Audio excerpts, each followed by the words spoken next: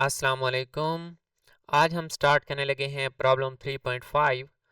Half the muons in a monoenergetic beam decay in the first 600 metres, how fast are they moving.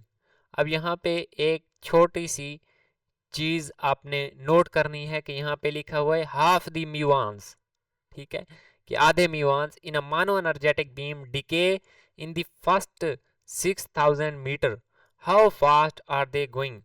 अब देखें S हमें दे दिया गया है 600 metre, ठीक है, और ये हमारे पास क्या है टाओ, भी हमें प्रीवियस प्रॉब्लम में भी हमने देखा था कि वो हमारे पास म्यूऑन्स के लिए क्या था 2.20 की पावर -6 सेकेंड था, ठीक हो गया।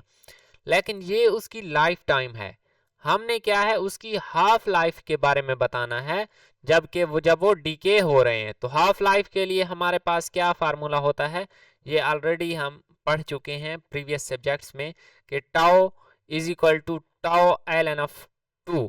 ये क्या है, यहाँ पे डी लिख दें इनके मीन्स के डीके, या यहाँ पे 1/2 लिख दें मीन्स के उसकी हाफ लाइफ के मुतालिक, तो दोनों आप लिख सकते हैं, ठीक है, जो कि आ जाएगा उसकी हाफ लाइफ आ जाएगी 1.525 की पावर -6 सेकेंड, ठीक हो गया। ये उसका टाइम है और ये हमारे पास क्या है प्रॉपर टाइम है। सो वी कैन राइट, अब हमें पता है कि S is equal to V T होता है और T is equal to gamma tau होता है, ठीक है।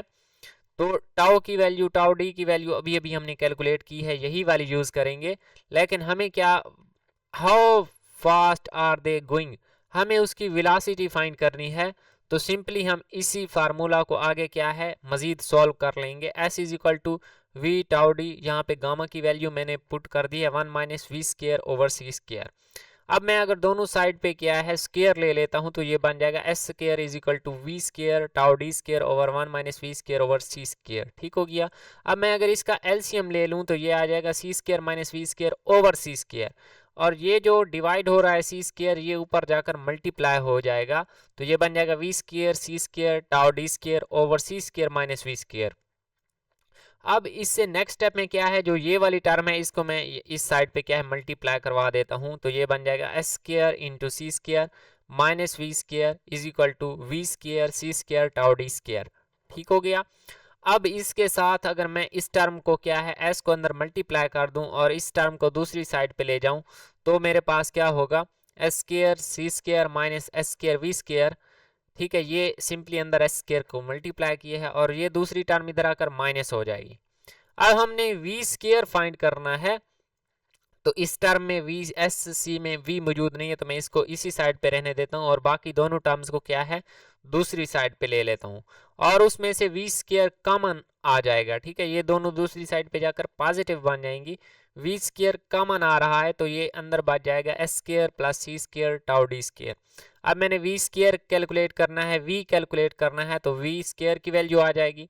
नेक्स्ट स्टेप में मैं क्या है उसको अंडर रूट ले लूंगा, तो मेरे पास क्या है आ जाएगा SC over √s² + c² tau d²। अब मुझे s की वैल्यू भी नोन है, c स्पीड ऑफ लाइट है एंड टाउ d वो हाफ लाइफ है जो कि हमने कैलकुलेट की है, ठीक है। तो सिंपली ये वैल्यूज पुट करेंगे तो v की वैल्यू आ जाएगी 2.39 स्टेरिक 10⁸ मीटर पर सेकेंड। और अगर मैं इसको 3 के साथ मल्टीप्लाई और डिवाइड कर दूं तो ये 3 ज़रब 10⁸ मीटर पर सेकेंड को हम क्या है c स्पीड ऑफ लाइट बोलते हैं, और जब 2.39 पे मैं 3 डिवाइड करूंगा तो वो आ जाएगा 0.79, जिसको मैं अप्रॉक्सीमेटली 0.80 c कह सकता हूँ, और ये इसका आंसर है। अगर किसी पॉइंट की समझ नहीं आई तो कमेंट सेक्शन में पूछ सकते हैं। मिलते हैं नेक्स्ट वीडियो में। अल्लाह हाफिज़।